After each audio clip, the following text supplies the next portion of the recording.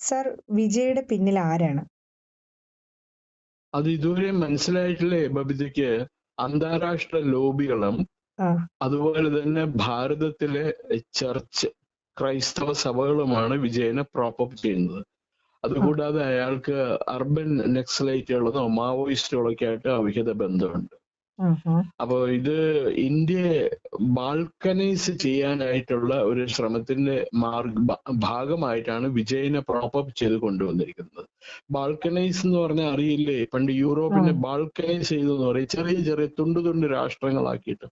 അപ്പൊ അതേപോലെ ഇന്ത്യനെ വിഭജിക്കാനും ഒക്കെ ആയിട്ടുള്ള ഒരു ശ്രമത്തിന്റെ ഭാഗമാണ് ഈ TVK എന്ന് പറയുന്നത്. ഇത് ക്രൈസ്തവ സഭ അതുപോലെ സുവിശേഷ ജോലിക്കാരും ചേർന്ന് പ്രൊമോട്ട് ചെയ്തിട്ടുള്ള രാഷ്ട്രീയ പാർട്ടിയാണ്. തമിഴ്നാട്ടില് നല്ലൊരു ശതമാനം ജനങ്ങളും ക്രൈസ്തവരായിട്ട് കൺവേർട്ട് ചെയ്ത് കഴിഞ്ഞു. അവര് ക്രിപ്റ്റോ ക്രിസ്ത്യൻസ് എന്നാണ് പറയുന്നത്. അതുകൊണ്ട് നമുക്ക് അവര് എത്രയാണ് അവരുടെ ജനസംഖ്യ എന്നുള്ളതൊന്നും അറിയില്ല. കാരണം ഇവർക്ക് ഒരു കാര്യോട് ചോദിച്ചോട്ടെ അതിന്റെ കൂടെ. അപ്പൊ ഈ സാന്റിയോ മാർട്ടിൻ, അതായത് നമ്മുടെ പണ്ട് VS പറഞ്ഞ പോലെ ലോട്ടറി മാർട്ടിനെ പോലുള്ളവരൊക്കെ ആയിരിക്കുമോ ഇതിന്റെ പിന്നില്? സംശയമുണ്ടോ? ലോട്ടറി മാർട്ടിന്റെ മരുമകനല്ലേ ആദാൻ അർജുൻ എന്ന് പറയുന്നത്? അതായത് സാന്റിയാഗോ മാർട്ടിന്റെ മോളുടെ ഭർത്താവ്. അവനാണ് വിജയുടെ പാർട്ടിയുടെ എല്ലാ കാര്യങ്ങളും തീരുമാനിക്കണം, അവനാണ്. അപ്പൊ അതിൽ നിന്ന് തന്നെ വ്യക്തമാക്കിയല്ലേ. പക്ഷെ BJP എനിക്ക് തോന്നുന്നു ഈ സാന്റിയോ മാർട്ടിന്റെ ഭാര്യനെ കാൻഡിഡേറ്റ് ആക്കിയിട്ടുണ്ടായിരുന്നു തോന്നുന്നു. ഇതിപ്പോ അത് മാത്രമല്ല, തെലങ്കാനയിൽ നിന്ന് രേവന്ത് റെഡ്ഡിയുടെ ആൾക്കാരൊക്കെ അവിടെ വന്നിട്ടുണ്ട്. രേവന്ത് റെഡ്ഡിയുടെ ആൾക്കാർ മുഴുവൻ ക്രൈസ്തവരാണല്ലോ തെലങ്കാനയിലുള്ളത് മുഴുവനും. അപ്പൊ അവര് ഇത് ഫൈനാൻസ് ചെയ്യുന്നുണ്ട്, അവര് എല്ലാ കാര്യങ്ങളും നോക്കി നടത്തുന്നുണ്ട്. അപ്പൊ ഇതൊരു ഹിന്ദുവിനെതിരെയുള്ള ഒരു കടന്നുകയറ്റം മാത്രമല്ല, തമിഴ്നാട് സ്റ്റാലിൻ എന്താണോ അല്ലെങ്കിൽ സനാതന ധർമ്മത്തിനെ എങ്ങനെയാണോ തച്ചുടയ്ക്കാൻ ഉദയനിധി സ്റ്റാലിൻ പുറപ്പെട്ടത്, അതിന്റെ ഒരു വേറൊരു വേഷം മാത്രമാണ് വിജയം, അല്ലേ സർ? അതെ അതെ, തീർച്ചയായിട്ടും. ഹൈന്ദവരെ നശിപ്പിക്കുക, സനാതന ധർമ്മത്തെ നശിപ്പിക്കുക, ഇത് മാത്രമാണ് ഈ വിജയുടെ പാർട്ടിയുടെ ലക്ഷ്യം. അതിനു വേണ്ടിയിട്ട് ക്രൈസ്തവർ മുഴുവനും അയാളെ സപ്പോർട്ട് ചെയ്യും, അവരുടെ കൂടെ നിൽക്കും, അയാളുടെ കൂടെ നിൽക്കും. പിന്നെ അതുപോലെ ദലിത് പാർട്ടിക്കാർ ഇപ്പൊ അയാളെ സപ്പോർട്ട് ചെയ്യാൻ പോണത് വിടുതലൈ ചിരുവതായികൾ കക്ഷി എന്ന് പറഞ്ഞൊരു രാഷ്ട്രീയ പാർട്ടി ഉണ്ട്, ദലിതന്മാരുടെ. ആ പാർട്ടിയും പിന്നെ CPM-ന്റെയും CPI-യുടെയും ഈ 2 MLA-മാരും പിന്നെ കോൺഗ്രസും കൂടി ചേർന്നാണ്. ഇവർക്ക് ഹൈന്ദവരോട് പ്രത്യേകിച്ച് സ്നേഹമൊന്നും തോന്നേണ്ട ആവശ്യമില്ലല്ലോ. അവരെങ്ങനെയാ ഹിന്ദുക്കളെ ട്രീറ്റ് ചെയ്യണമെന്നുള്ളത് നമ്മൾ ഇതിനു മുമ്പ് കണ്ടതാണ്. ഒരിക്കലും MGR-ഉം അല്ലെങ്കിൽ വിജയും തമ്മിൽ നമുക്ക് ഒരിക്കലും താരതമ്യം പോലും പെടുത്താൻ പറ്റില്ല എന്ന ചുരുക്കല്ലേ സാർ? അയ്യോ, MGR-നെ എന്തിനാ വലിച്ചേക്കുന്നത് കുട്ടി? MGR എന്ന് പറയുന്നത് ഒരു ഫിനോമിനൻ ആയിരുന്നു. MGR തമിഴ്നാട്ടിലെ MGR ഒരു പെട്ടെന്നൊരു പാർട്ടി ഉണ്ടാക്കി അദ്ദേഹം അവിടുന്ന് നേരെ ചൂട് പിടിച്ച് മുഖ്യമന്ത്രിയിലേക്കായിട്ട് വന്നു. പിന്നെ അതേ ഒരു സെയിം വേർഷനായിട്ടാണ് തമിഴ് രാഷ്ട്രീയത്തിൽ ഇപ്പൊ തമിഴ്നാട്ടുകാർ പൊതുവെ നമ്മളിപ്പോ ഓൺലൈൻ മീഡിയകളിലാണെങ്കിലും കാണുന്നത്. MGR വാസ് വിജയ് എന്നൊരു ട്രെൻഡ് കൊണ്ടുപോകുന്നുണ്ടല്ലോ. അത് പുതിയ തലമുറയിലെ ആൾക്കാർക്ക് MGR-ന്റെ കോൺട്രിബ്യൂഷൻ എന്താണെന്ന് വ്യക്തമായിട്ട് മനസ്സിലായിട്ടില്ല ബബ്ദ. കാരണം MGR 1972 മറ്റാണ് അദ്ദേഹത്തിന് DMK എന്ന് പുറത്താക്കിയത്. അത് കഴിയുമ്പോഴാണ് അദ്ദേഹം ഓൾ ഇന്ത്യ അണ്ണാ DMK രൂപീകരിച്ചത്. 77-ലാണ് അദ്ദേഹം അധികാരത്തിൽ വരുന്നത് തന്നെ, ആദ്യമായിട്ട് മുഖ്യമന്ത്രിയാവുന്നത്. അപ്പൊ അതിനു മുമ്പ് തന്നെ അദ്ദേഹം രാഷ്ട്രീയ നേതാവ് സിനിമയിൽ പ്രവർത്തിച്ചിരുന്നപ്പോ തന്നെ അദ്ദേഹം അണ്ണാദുരൈയുടെ ആദർശങ്ങളിൽ വലിയ ഇഷ്ടപ്പെട്ട, അണ്ണാദുരൈയുടെ ഒരു പ്രിയപ്പെട്ടവനായിട്ട് മാറി. അദ്ദേഹം അന്ന് തൊട്ട് രാഷ്ട്രീയ രംഗത്ത് സജീവമാണ്. ഈ MGR-ന്റെ കരിസ്മയും വ്യക്തിത്വവും ഉപയോഗിച്ചിട്ടാണ് DMK വളർന്നത് തമിഴ്നാട്ടില്. അദ്ദേഹം ഒരു അതിസുന്ദരനായ മനുഷ്യനായിരുന്നു, ജനങ്ങളെ മൊബിലൈസ് ചെയ്യാൻ കഴിവുള്ള മനുഷ്യനാണ്. അദ്ദേഹം തമിഴ് ജനതയുടെ ഒരു ഒബ്സഷനായിട്ട് മാറി ഈ സിനിമകളിൽ കൂടി. അദ്ദേഹം പറഞ്ഞ സംഭാഷണങ്ങളൊക്കെ വളരെ റെവല്യൂഷണറി സംഭാഷണങ്ങളായിരുന്നു. പാവപ്പെട്ടവനെ ഐഡന്റിഫൈ ചെയ്യാൻ വേണ്ടി അദ്ദേഹം അവരുടെ കൂട്ടത്തിൽ ഒരാളായിട്ട് അഭിനയിച്ചു. ഇപ്പൊ റിക്ഷാക്കാരനിൽ അദ്ദേഹം റിക്ഷ പുള്ളറായിട്ടാണ് അഭിനയിച്ചത്. മറ്റു പല സിനിമകളിലും ഗ്രാമങ്ങളിലെ കർഷകനൊക്കെ ആയിട്ട് അഭിനയിച്ചിട്ടുണ്ട്. അപ്പൊ അവരുടെ ബുദ്ധിമുട്ടുകളും അവരുടെ വേദനകളും അവരുടെ പ്രതീക്ഷകളും എല്ലാം അദ്ദേഹത്തിന്റെ കഥാപാത്രങ്ങളിൽ കൂടി പറഞ്ഞ് ഫലിപ്പിച്ചു. അത് ജനങ്ങളുടെ ഇടയിലേക്ക് വളരെ ഇമ്പാക്ട് ഉണ്ടാക്കിയിട്ടുണ്ട്. അങ്ങനെയാണ് MGR തമിഴ്നാട് രാഷ്ട്രീയത്തിലെ ഒരു മുടിചൂടാ മന്നനായിട്ട് മാറിയത്. ഉം ഉം. അതുമായിട്ടൊന്നും നമുക്ക് വിജയിനെ കമ്പയർ ചെയ്യാൻ പറ്റൂല. പക്ഷേ അഭിനയത്തിന്റെ കാര്യത്തില് MGR ആ നാടകത്തിന്റെ ഒരു എന്താണ് പറയുന്ന എക്സ്റ്റൻഷൻ ആയിരുന്നു എന്ന് വേണേൽ പറയാം നമുക്ക്. അതായത് ആ, MGRന്റെ നായക പട്ടം വിജയ് എടുത്തണിഞ്ഞുകൊണ്ട് തമിഴ്നാട് ജനതയെ മുഴുവൻ പറ്റിക്കാനാണ് ഹേമന്ത് റെഡ്ഡിയെ പോലുള്ള ക്രിപ്റ്റോ ക്രിസ്ത്യൻസിനെ കൊണ്ട് ക്രിസ്ത്യൻസ് അവിടെ തമിഴ്നാട്ടിൽ ചെയ്യാൻ പോകുന്നത് അല്ലേ സർ? അതെ, അത് തന്നെ തീർച്ചയായിട്ടും. ഇനിയിപ്പോ നോക്കിക്കോളൂ, തമിഴ്നാട്ടിൽ മുഴുവനും ചർച്ചുകളുടെ പ്രളയമായിരിക്കും. ഓരോ 100 മീറ്റർ അകലത്തിലും പള്ളി പണിതിട്ടില്ലെങ്കിലേ അത്ഭുതമുള്ളൂ.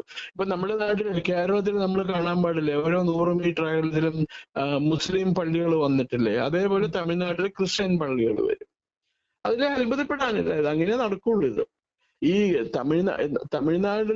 തമിഴ്നാടിനെ ഇന്ത്യയിൽ നിന്ന് വിഭജിക്കാനായിട്ടുള്ള ഒരു ശ്രമം കൂടി വളരെ ഭാവിയില് ശക്തിയായിട്ട് നടക്കുന്നുണ്ട്. തമിഴ്നാട്ടില് നമുക്ക് വേണമെങ്കിൽ തമിഴ്നാട്ടിലുള്ള പള്ളിയിലെ അച്ഛന്മാർക്ക് അവിടുന്ന് ഒരു ഗവൺമെന്റിന്റെ ഭാഗമായിട്ട് തന്നെ അവർക്ക് സാലറി വരെ കൊടുക്കുന്ന രീതിയിലേക്ക് മാറാം അല്ലേ സർ?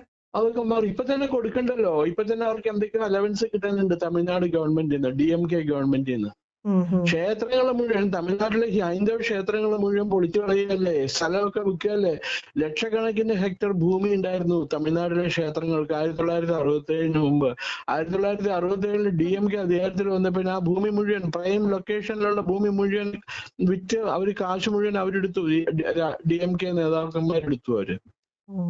ക്ഷേത്രങ്ങളിൽ നിന്ന് എത്ര 10,000-കണക്കിന് പഞ്ചലോക വിഗ്രഹങ്ങള്, നൂറ്റാണ്ടുകൾ പഴക്കമുള്ള വിഗ്രഹങ്ങളൊക്കെ മോഷണം പോയി. അതൊക്കെ അമേരിക്കയിലും ഓസ്ട്രേലിയയിലും യൂറോപ്പിലെ രാജ്യങ്ങളിലായിട്ട് കൊണ്ടുവന്ന് വെച്ചേക്കാണ്.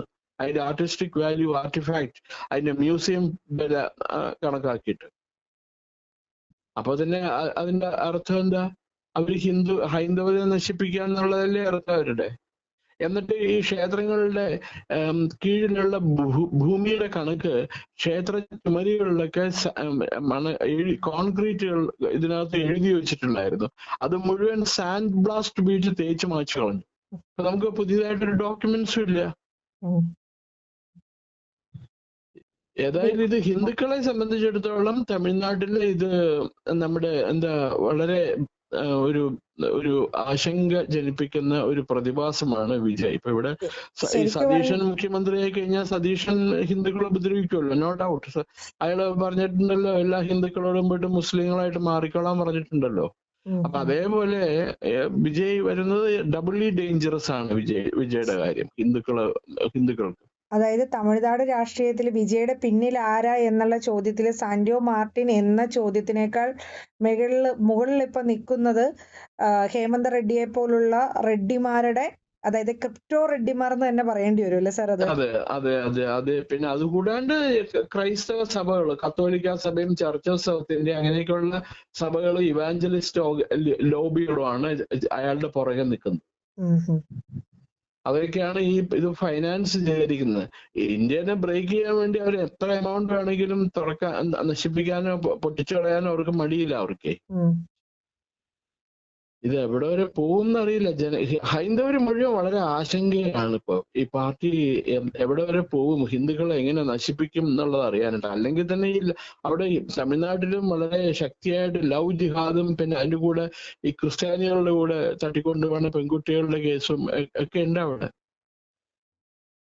ഞാൻ എപ്പോഴും പറയാറില്ല, ഈ ക്രൈസ്തവരെയും മുസ്ലിം സമുദായത്തിനെ ഹിന്ദുക്കൾ ഒരിക്കലും വിശ്വസിക്കരുത്. അവരുടെ നാശത്തിന് വേണ്ടിയിട്ട് നിൽക്കുന്ന പാർട്ടികളാണ് ഇത് രണ്ടും. അപ്പൊ ഈ പറയുന്ന ഒരു വർഷത്തിനിടെ ഉണ്ടാക്കിയ ഈ പാർട്ടിയുടെ ഉദ്ദേശം തന്നെ തമിഴ്നാട് ജനങ്ങൾ, അതായത് ഹൈന്ദവരായിട്ടുള്ള ഹിന്ദു പെൺകുട്ടികൾക്ക്, അതായത് സ്ത്രീ സുരക്ഷ എന്ന് പറയുന്ന ഒരു മുദ്രാവാക്യം വിജയുടെ പല പ്രസംഗങ്ങളിലും നമ്മൾ കാണാറുണ്ട്. അപ്പോൾ ശരിക്കും പറഞ്ഞാൽ തമിഴ്നാട് ഒരു സ്ത്രീ സുരക്ഷ ഇനി വളരെ ബുദ്ധിമുട്ടായിരിക്കും അല്ലേ സാർ? ലവ് ജിഹാദ് പോലുള്ള വിഷയങ്ങൾ വീണ്ടും അവിടെ ഉയർന്നു വരും. അതിനൊക്കെ ഒരു തേരോട്ടം ആയിരിക്കും ഇനി. അതെ, അതായത് നമ്മുടെ ക്ഷേത്രങ്ങൾ തച്ചുടയ്ക്കാൻ കഴിവുണ്ടെങ്കിൽ തീർച്ചയായിട്ടും അതായത് സ്ത്രീകളെ സംരക്ഷിക്കുന്ന ഒരു ഗവൺമെന്റ് ആയിരുന്നു ഇതുവരെ തമിഴ്നാട്ടിലുണ്ടായിരുന്ന. കാരണം ജയലളിത എന്ന് പറയുന്ന ഒരു മുഖ്യമന്ത്രി വാണിരുന്ന നാടാണ്. സ്ത്രീകളെയും പെൺകുട്ടികളെയും അമ്മമാരെയും സംരക്ഷിച്ചിരുന്ന, കാരണം അമ്മ എന്ന് പറഞ്ഞ പദ്ധതി പോലും ഉണ്ടാക്കി സ്ത്രീകൾക്ക് വേണ്ടി മുന്നോട്ട് നിന്ന ഒരു നാടിനെയാണ് ഇപ്പോ ഈ വിജയെ പോലുള്ള ആളുകൾ വന്ന് നാളെ ഈ നാടിനെ തകർക്കാൻ പോകുന്നത് അല്ലേ സർ? അതെ അതെ, നോ ഡൗട്ട് അബൌട്ട് ദാറ്റ്. അതെ, ഓക്കെ ഇത് സർ. ഈ ബ്രേക്കിംഗ് സൗത്ത് എന്ന് പറഞ്ഞിട്ട് ദക്ഷിണ ഭാരതത്തിനെ ഉത്തര ഭാരതത്തിൽ നിന്ന് വിഘടിപ്പിക്കാനായിട്ടുള്ള ശ്രമങ്ങളും ഇതിനൊപ്പം തന്നെ നടക്കും. അതിന് ഈ ചർച്ച് ലോബി, കത്തോലിക്ക സഭയും പിന്നെ ചർച്ച് ഓഫ് സൗത്ത് ഇന്ത്യയും പിന്നെ സുവിശേഷ വേലക്കാരും എല്ലാം സപ്പോർട്ടും ചെയ്യും. പിന്നെ കോൺഗ്രസും ഉണ്ട്, കമ്മ്യൂണിസ്റ്റും ഉണ്ട്. അപ്പൊ അവര് എല്ലാവരും ഹൈന്ദവ വിരുദ്ധ രാഷ്ട്രീയ പാർട്ടികളാണ്.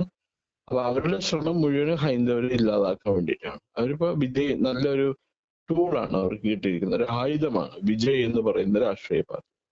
അയാളുടെ അവര് സിനിമയിലെ അഭിനയവും അയാളുടെ വാക്കുകളും ഇവർ ഉപയോഗിക്കുന്നു അല്ലേ സർ? അത്രേ ഉള്ളൂ. അയാള് സിനിമയിൽ അഭിനയിക്കണം എന്തെന്ന്, അയാൾ ഈ പറഞ്ഞ പോലെ ഡാൻസ് കളിക്കും, ഫൈറ്റ് കാണിക്കും, സ്റ്റൈൽ കാണിക്കും, അത്രേ ഉള്ളൂ. യഥാർത്ഥ അഭിനയം നമ്മുടെ മമ്മൂട്ടിയോ മോഹൻലാലൊക്കെ അഭിനയിക്കണ പോലെ നായിക അഭിനയിക്കാൻ പറ്റൂല. അതറിയിക്കാൻ അറിയില്ല, അതിന് കുറച്ച് കഴിവ് വേണം. തമിഴ്നാട്ടിലെ ആൾക്കാർക്ക് ഈ പറഞ്ഞ പോലെ നിങ്ങൾ കാണിച്ച് തുള്ളിച്ചാടിയാൽ മതി. ഒരാള് ചെന്ന് 50 പേര് ഇടിച്ച് പഞ്ചറാക്കണു, അതാണ് ഹീറോയിസ് അവരുടെ.